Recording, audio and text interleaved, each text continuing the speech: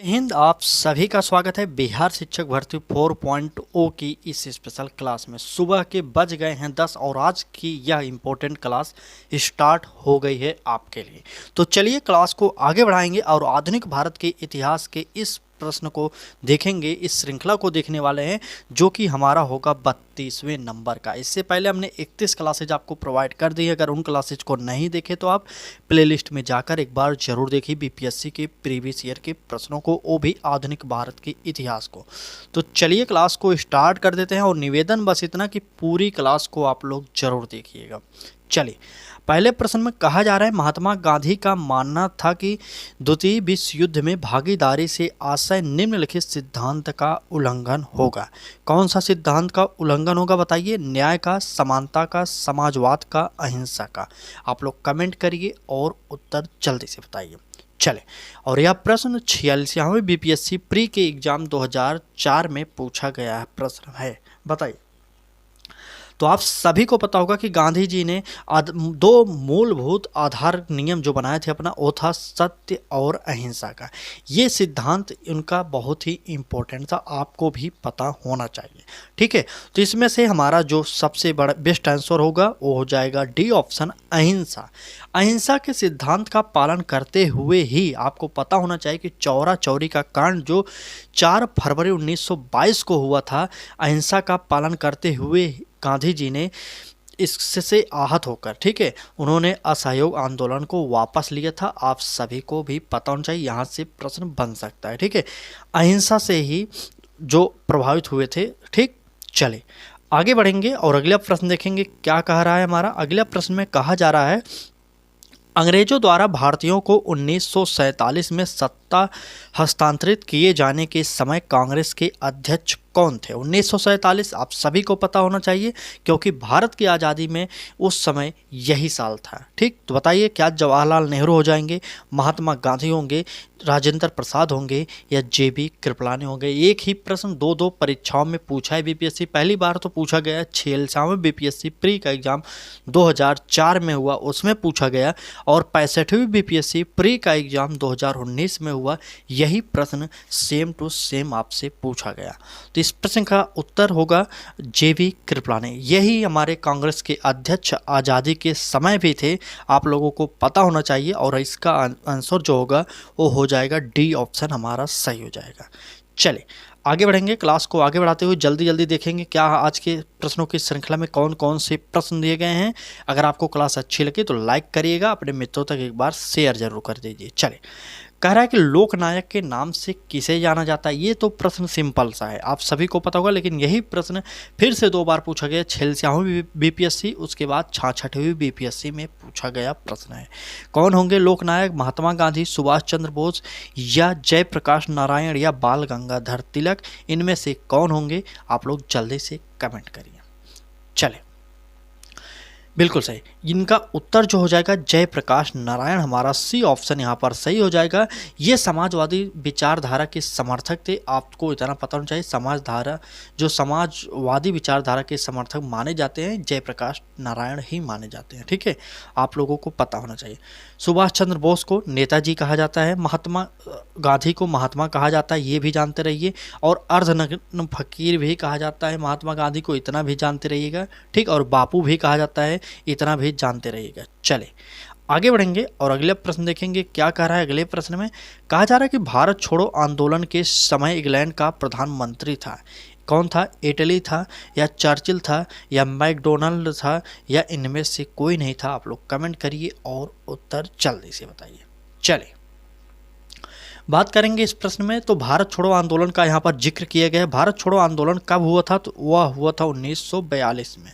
ठीक है, 1942 में भारत छोड़ो आंदोलन हुआ। एक बार फिर से नोट कर लीजिए। तो चले, 1942 में भारत छोड़ो आंदोलन हुआ था। तो उस समय जो थे हमारे इंग्लैंड के प्रधानमंत्री वो थे चर्चिल महोदय। हमारा बी ऑप्शन यहाँ पर सही हो जाएगा। चले आगे बढ़ेंगे। अगर क्लास को आप डेली देखना चाहते हैं तो आपको चैनल को सब्सक्राइब करके बेल आइकन को भी ऑन करना पड़ेगा। अगर आपको यह क्लास अच्छी लगी तो जल्दी से प्लेलिस्ट में जाइए, वहाँ पर सारी की सारी क्लासेज आधुनिक भारत के इतिहास की पड़ी हुई है। इससे पहले हमने 31 क्लासेज प्रीवियस ईयर की करा दी है। अगर आपने उन क्लासेज को नहीं देखा तो प्लेलिस्ट में जाकर उन क्लासेज को ज़रूर देखिएगा। अब कुछ ही दिन के बाद हम स्टार्ट करने वाले हैं एक महत्वपूर्ण श्रृंखला। हमारी जो अगला सब्जेक्ट होगा वो होगा भूगोल, जो कि टीआरई के लिए बहुत ही इम्पोर्टेंट होता है। टीआरई में अक्सर करके देखते होंगे 19 से 20 प्रश्न तो प्राइमरी में पूछा जाता है और टीजीटी पीजीटी में तो 40-40 नंबर का अलग से ही पूछा जाता है। तो आप सभी के लिए क्लासेज आने वाले बहुत ही इम्पोर्टेंट होने वाले हैं। और कुछ दिन बाद हम आपको एनसीईआरटी की सीरीज भी स्टार्ट करने वाले हैं। जी हाँ, आपने सही सुना, हम एनसीईआरटी के हूबहू क्वेश्चन आपके सामने प्रोवाइड करने वाले हैं। वो भी स्क्रीनशॉट पेज को लगाते हुए आपको दिखाएंगे कौन सा प्रश्न हम किस पेज से बनाए हैं। ठीक है, तो अगर आप भी चाहते इस प्रकार की तैयारी करना, एनसीईआरटी को भी पढ़ना चाहते अब तक आप नहीं पढ़े, तो आज ही जुड़िए हमारे साथ और अब हम आपको एनसीईआरटी भी पढ़ाने वाले हैं। चलिए बात करेंगे अगले प्रश्न में। कहा क्या जा रहा है कि 1942 की आंदोलन में डॉक्टर राजेंद्र प्रसाद को किस जेल में कैद रखा गया था? Bankipur jail, Hazaribagh jail, Campbell jail या भागलपुर जेल? चले अगर बात करें इस प्रश्न की उत्तर की तो 1942 के आंदोलन में डॉक्टर राजेंद्र प्रसाद को बांकीपुर जेल में बंद किया गया था। बांकीपुर जेल मतलब पटना। ठीक है, बांकीपुर जेल मतलब पटना में इन्हें बंद करके रखा गया था। आपको यह पता होना चाहिए। आगे बढ़ेंगे, आज के कुछ श्रृंखला को और देखेंगे आपके सामने। हम अभी आपको दिखाने वाले हैं किस प्रकार से टीआरई में भी प्रश्न इस टॉपिक से आए हुए हैं। तो बने रहिएगा, पूरी क्लास को जरूर देखिएगा।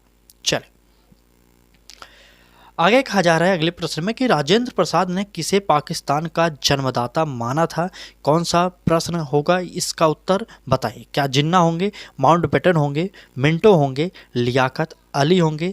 यह प्रश्न 63वीं बीपीएससी प्री एग्जाम हुआ था 2017-18 में, उसमें पूछा हुआ प्रश्न है। बताइए। चले ठीक, राजेंद्र प्रसाद जिसे मानते थे वो था लॉर्ड मिंटो। लॉर्ड मिंटो को ही राजेंद्र प्रसाद पाकिस्तान का जन्मदाता मानते थे। तो इस प्रश्न का हमारा उत्तर जो निकलेगा सी ऑप्शन हमारा सही होने वाला है। ठीक, चले इन प्रश्नों को याद करिए क्योंकि ये प्रश्न आपके पेपर में हूबहू छपेंगे फिर से। अगर आप रट कर याद कर लेंगे तो यहाँ पर आपको समझिए बहुत ही फायदा होने वाला है। आपका एग्जाम चाहे जब हो, आप एग्जाम को लेकर टेंशन में मत रहिए क्योंकि टीआरई 4 तो होगा ही होगा। आपको भी पता है और मुझे भी पता है क्योंकि बिहार में है चुनाव। जब चुनावी माहौल होता है तो नौकरियों की तो भरमार लगती ही, चाहे जिस भी राज्य में हो। ठीक, तो अपना बिहार भी उसी में है तो नौकरी तो आएगी ही, जाहिर सी बात है। चले आगे बढ़ेंगे और अगले प्रश्न की बात किया जाए तो कह रहा है कि भारत छोड़ो आंदोलन की नायिका किसे कहा जाता है? बताइए। कमला देवी हो जाएंगी या सुचिता कृपलानी होंगी या अरोड़ा आसफ अली या हमारा उत्तर सरोजिनी नायडू हो जाएंगी? आप लोग कमेंट करिए और उत्तर बताइए। कांग्रेस के अधिवेशन में, बिल्कुल सही, कांग्रेस के अधिवेशन की अगर बात करें तो सबसे पहले भारतीय महिला ने जो अध्यक्षता की वो थी सरोजिनी नायडू। इनको जानते रहिएगा। प्रथम महिला राज्यपाल पूछा जाए तो वो थी सरोजिनी नायडू और उत्तर प्रदेश की राज्यपाल बने थे, इतना भी आपको पता होना चाहिए। ठीक, तो इस प्रश्न की उत्तर की बात करेंगे भारत छोड़ो आंदोलन की नायिका किसे माना जाता है तो वो हो जाएंगी हमारी अरोड़ा आसफ अली। बिल्कुल सही, सी ऑप्शन यहाँ पर अरोड़ा आसफ अली, हमारा सी ऑप्शन यहाँ पर सही हो जाएगा। ठीक, चले आगे बढ़ते हैं और अगला प्रश्न देखेंगे क्या कह रहा है हमारा अगला प्रश्न। अगले प्रश्न में कहा जा रहा है 1946 में भारतीय नौसेना के नाविकों ने कहाँ विद्रोह किया था? क्या कोलकाता में किया, मद्रास में किया, पटना में या मुंबई में? आप लोग कमेंट करिए और जल्दी से उत्तर बताइए। ठीक, चले अगर बात करते हैं नौसेना विद्रोह जो हुआ था 18 फरवरी को हुआ था। आपको डेट भी पता होना चाहिए, 18 फरवरी 1946 को यह विद्रोह हुआ था। इतना आप जानते रहिए। कहाँ पर हुआ था अगर आपसे यह पूछा जाए तो वो था मुंबई। ठीक है, मुंबई में हुआ था, इतना भी जानते रहिएगा। ठीक, बिल्कुल सही। चलिए अब बात करते हैं इस प्रश्न के उत्तर की। तो अभी मैंने बता दिया मुंबई में हुआ था और डी ऑप्शन इसमें हमारा सही हो जाएगा। 18 फरवरी 1946 भारतीय नौसेना के नाविकों ने कहाँ विद्रोह किया? वो था स्थान मुंबई। चले आगे बढ़ते हैं, अगला प्रश्न देखेंगे क्या कह रहा है। अगले प्रश्न में कहा जा रहा है 1940 के अगस्त प्रस्ताव में क्या प्रस्ताव रखा गया, बताइए। क्या प्रांतीय स्वायत्तता रखा गया, डोमिनियन स्टेट, या केंद्र में प्रतिनिधि सरकार, या इनमें से कोई नहीं। आप लोग कमेंट करते रहिए और उत्तर जरूर बताते रहिए। चलिए बताइए 1940 के अगस्त प्रस्ताव में क्या प्रस्ताव रखा गया था। उत्तर हो जाएगा डोमिनियन स्टेट का। बिल्कुल सही, बी ऑप्शन हमारा सही हो जाएगा। हम अपनी क्लासेस छोटी छोटी रखते हैं और अधिक से अधिक प्रश्न प्रोवाइड डेली कर रहे हैं आपको। देखिए यहाँ पर सिर्फ प्रश्न और उत्तर बता रहे हैं, और जो भी प्रश्नों से संबंधित इम्पोर्टेंट, बहुत ज़्यादा इम्पोर्टेंट फैक्ट होता है वह हम आपको बता दे रहे हैं, क्योंकि वहाँ से प्रश्न बनेंगे, इसलिए आप उसको भी ध्यान से सुनते रहिएगा और डेली हमारी क्लासेस सुबह 10 बजे की जरूर देखा करिए। अभी भी आपके पास समय है।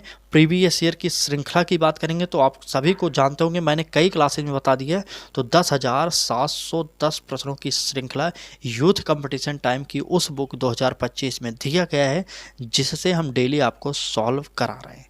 ठीक, अब तक आपने बीपीएससी की पूर्वावलोकन प्रीवियस ईयर की बुक को नहीं लिया तो अब आप मत लीजिए, सिर्फ आप हमारे साथ जुड़ जाइए और हम आपको पूरा का पूरा सब्जेक्ट फ्री में प्रोवाइड करने वाले हैं। ठीक है, चलिए आगे बढ़ते हैं। अगले प्रश्न की बात किया जाए, कह रहा है कि इंग्लैंड के लॉर्ड्स के सदन में भारतीय स्वतंत्रता विधेयक कब पारित हुआ था। क्या 14 जुलाई 1947 को, या 15 जुलाई 1947, या 16 जुलाई 1947, या 16 अगस्त 1948? कब पास हुआ पूछा जा रहा है, पारित हुआ, बताइए। चले, बिहार सीडीपीओ की प्रारंभिक परीक्षा हुई थी 2018 में, उसमें यह प्रश्न पूछा गया था, तो इसका उत्तर हो जाएगा 16 जुलाई 1947 को। ठीक है, 15 जुलाई को यह विधेयक हाउस ऑफ कॉमन्स में तथा 16 जुलाई 1947 को लॉर्ड सभा में प्रस्तुत किया गया था। आपको भी पता होना चाहिए। इसका उत्तर जो हो जाएगा 16 जुलाई 1947, सी ऑप्शन हमारा सही होने वाला है। ठीक है, चलिए आगे बढ़ते हैं, अगले प्रश्न पर चलेंगे। क्या कह रहा है हमारा अगला प्रश्न, देखते हैं। कह रहा है कि भारत छोड़ो प्रस्ताव पारित होने के बाद गांधी जी को कैद किया गया था। देखिए यहाँ पर अंग्रेजों द्वारा एक राजनीति किया गया था। सोचिए, इस प्रश्न का उत्तर आप सभी को पता होगा, लेकिन अभी मैं आगे बात बताऊंगा इसके बारे में। कहानी बहुत छोटी सी है, लेकिन बहुत दिमागदार थे वो अंग्रेज लोग। चलिए बताइए, भारत छोड़ो प्रस्ताव पारित होने के बाद गांधी जी को कैद किया गया था कहाँ पर? यरवदा जेल में, या नैनी जेल में, या आगा खां पैलेस में, या इनमें से कोई नहीं। आप सभी कमेंट करिए और उत्तर जल्दी से बताइए। चलिए, एक 13वीं बीपीएससी प्री का एग्जाम हुआ था, उसमें यह प्रश्न आया था। अगर बात करें भारत छोड़ो आंदोलन कब हुआ था, तो 1942 में हुआ था। अभी मैंने बताया था, फिर से आप जान जाइए, याद करिए ये सब। ठीक है, और कहाँ पर इनको कैद किया गया था, तो वो था आगा खां का पैलेस। ठीक, यहाँ पर इनको कैद किया गया था। क्यों कैद किया गया था यह समझिए। इनकी एक राजनीति थी अंग्रेजों की, अगर इनको जेल में किसी में रखा जाता तो भारतीय जो थे हमारे, आपको पता होगा कि महात्मा गांधी हमारे देश के बहुत बड़े नायक थे। ठीक है, जिस तरफ ये चलते थे उस तरफ पूरी देश की जनता चलते थे। अगर इनको उस समय जेल में रखा जाता तो हो सकता है उसी समय भारत एकदम आज़ाद हो जाता, क्योंकि हमारी भारतीय जनता के द्वारा बहुत विद्रोह होता उस समय। लेकिन इनको इस जगह पर रखा गया। देखिए, आगा खां पैलेस में, पैलेस मतलब होता है महल। महल में जब कैद कर लिया गया तब भारतीय जनता के द्वारा कुछ किया नहीं गया। उनको तो लगा कि उनको अच्छे सुख सुविधा के साथ वहाँ पर रखा गया है सिर्फ, लेकिन अंग्रेज़ों की ये राजनीति थी कि उन्हें वहाँ पैलेस में बंद कर दिया गया और हल्ला किया गया कि अफवाह फैला गया कि पैलेस में सुख सुविधाओं के साथ उन्हें बंद किया गया है। ठीक, तो यही कारण था कि उस समय हमारे भारतीय जनता के द्वारा कोई विरोध नहीं किया गया था। ठीक, इसका उत्तर जो होगा हमारा आगा खां पैलेस, सी ऑप्शन हमारा सही हो जाएगा। चलिए, नहीं, विरोध हुआ था, मतलब उतने बड़े स्तर पर नहीं होता जितना बड़े स्तर पर होना चाहिए था। ठीक है, आप जानते रहिए। आगे बढ़ते हैं, अगले प्रश्न को देखते हैं। स्टेफोर्ड क्रिप्स एक सदस्य था, किसका? कंजर्वेटिव पार्टी का, लेबर पार्टी का, या लिबरल पार्टी का, या इनमें से कोई नहीं। आप लोग कमेंट करिए। 27वीं बिहार की कोई परीक्षा हुई थी 2013 में, उसमें यह प्रश्न पूछा हुआ है। चले, बिल्कुल सही।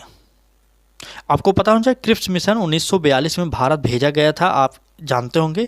और ये सदस्य जो स्टेफोर्ड था वो था लेबर पार्टी का सदस्य था। बी ऑप्शन हमारा यहाँ पर भी सही हो जाएगा।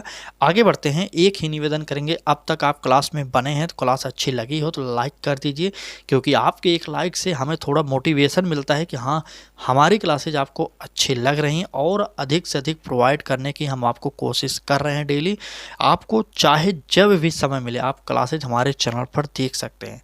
वैसे तो आप सुबह 10 बजे देख लीजिए और ही अच्छा होगा। अगर आपने बाद में सोचा कि बाद में देखेंगे तो बाद में कोई काम होने वाला नहीं होता। ठीक, चले आगे बढ़ते हैं। अगले प्रश्न की बात किया जाए, कह रहा है कैबिनेट मिशन योजना में कौन प्रस्तावित नहीं था? क्या भारतीय संघ का निर्माण या अंतरिम सरकार की स्थापना या संविधान सभा के लिए चुनाव या पाकिस्तान का निर्माण? आप लोग उत्तर बताइए। बिहार CDPO की प्रारंभिक परीक्षा 1998 में हुई थी, उसमें यह प्रश्न पूछा हुआ है। चले बताइए। ठीक ठीक, तो हमारा उत्तर जो हो जाएगा पाकिस्तान का निर्माण हो जाएगा। हमारा डी ऑप्शन यहाँ पर सही हो जाएगा। चलिए आगे बढ़ते हैं, और 2-3 प्रश्न और हैं, पूरी क्लासेज आप लोग जरूर देखिए। कह रहा है कि भारत की आज़ादी के समय ब्रिटेन में निम्नलिखित राजनीतिक पार्टियों में से कौन सी पार्टी सत्ता में थी? क्या कंजर्वेटिव पार्टी हो जाएगी, लिबरल पार्टी होगी या लेबर पार्टी होगी, या इनमें से कोई नहीं होगा? आप लोग कमेंट करिए। बिहार CDPO की प्रारंभिक परीक्षा 2005 में हुई, उसमें यह प्रश्न पूछा गया था, बताइए। चले, भारत की आज़ादी के समय ब्रिटेन में अगर बात करते हैं तो वह उत्तर हो जाएगा लिबरल पार्टी। बिल्कुल सही, लेबर पार्टी। हमारा बी नहीं होगा, सी होगा, लेबर पार्टी। ठीक है, चले सी ऑप्शन सही करिए। आगे बढ़ेंगे और आज के आखिरी प्रश्न को देखने वाले हैं। कहा क्या रहा है, वह कौन से कांग्रेस अध्यक्ष थे जिसने क्रिप्स मिशन व लॉर्ड बेवेल दोनों से ही वार्ताएं की थी? जो लॉर्ड बेवेल योजना थी उससे भी वार्ता किए थे और क्रिप्स मिशन से भी वार्ता किए थे। बताइए कौन थे? अबुल कलाम आज़ाद होंगे, जवाहरलाल नेहरू होंगे, महात्मा गांधी होंगे या नेताजी सुभाष चंद्र बोस होंगे? आप लोग कमेंट करिए और उत्तर बताइए। चले, बिल्कुल सही। अगर बात करें क्रिप्स मिशन और लॉर्ड बेवेल दोनों से वार्ताएं करने वाले वो थे अबुल कलाम आज़ाद। हमारे ए ऑप्शन सही हो जाएंगे। ठीक, चले ए ऑप्शन हमारे सही हो जाएंगे। बाकी आज की क्लास ये आपको कैसी लगी कमेंट करके आप लोग ज़रूर बताइएगा। अगर चैनल को अभी तक आपने सब्सक्राइब नहीं किया तो कर लीजिए सब्सक्राइब और बेल आइकन को भी ऑन करिए, क्योंकि अगर आप सब्सक्राइब किए रहेंगे तो यूट्यूब आपको खुद पढ़ाएगा जाकर, मुझे पढ़ाने की ज़रूरत नहीं होगी। ठीक, तो चलिए आज की इस क्लास में बस इतने ही प्रश्न थे।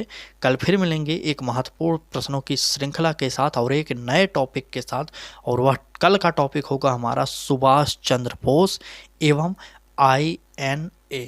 ये एक इम्पोर्टेंट टॉपिक है आपके परीक्षा के लिए। एक टॉपिक कल यह इस पर होगी।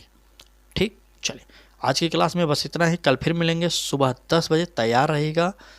धन्यवाद।